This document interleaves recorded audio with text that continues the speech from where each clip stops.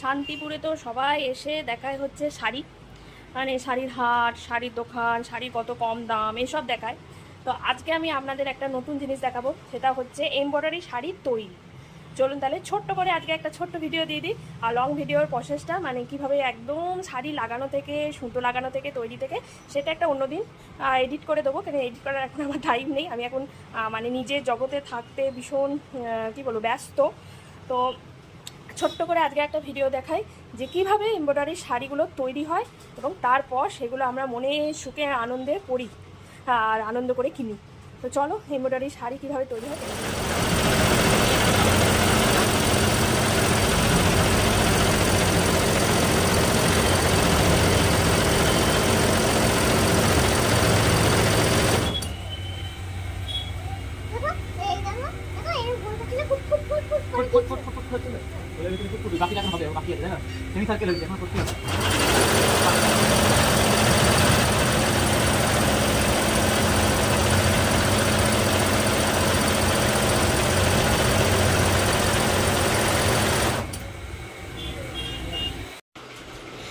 আসল কাজসাজি হচ্ছে এখানে সমস্ত ডিজাইনটা দেওয়া থাকে, আর তারপর এখানে যেরকম ডিজাইন অনুযায়ী সেরকম সেলাইটা হয়।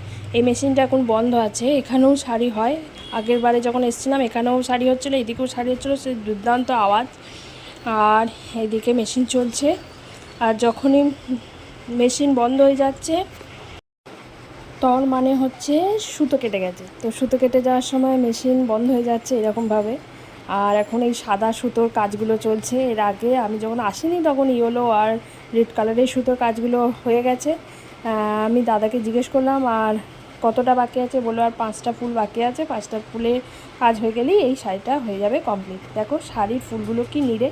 এখানে কিন্তু এই কারখানায় কিন্তু সবাইকে ঢোকার অ্যালাউ নেই। এই কারখানাটা যার আর কি, সেই কাকু হচ্ছে আমার শ্বশুরমশাই খুব ভালো বন্ধু। তো সেই জন্য আমার তো এখানে অবাধ আচরণ। তো এই হচ্ছে ব্যাপার। যেমন ফুল টুল একদম কমপ্লিট, এইগুলো দেখতে বেশি মজা লাগে। যখন এই ফুলগুলো করে না তখন বেশি দেখতে মজা লাগে। তো আমার দুর্ভাগ্য, এই ফুলগুলো যখন হচ্ছিলো তখন আমি মানে আসিনি। অন্য আরেকদিন এসে আমি এই ফুলগুলো তুলে নিয়ে যাব। সেদিন ডিটেলসে সবার সাথে ভিডিও শেয়ার করব যে কীভাবে কাজ হয়, কীভাবে মেশিন চলে সবটা। তো আজকে এই ছোট্ট ভিডিওটা তোমাদের জন্য। ছোট্ট ভিডিওতে এত কিছু দেখানো সম্ভব নয়, তো শুধু আজকে ডেমো দিলাম, মানে কীরকমভাবে এমব্রয়ডারি কাজগুলো হয়। আর অন্য ভিডিওতে সব ডিটেলসে দেখিয়ে দেবো।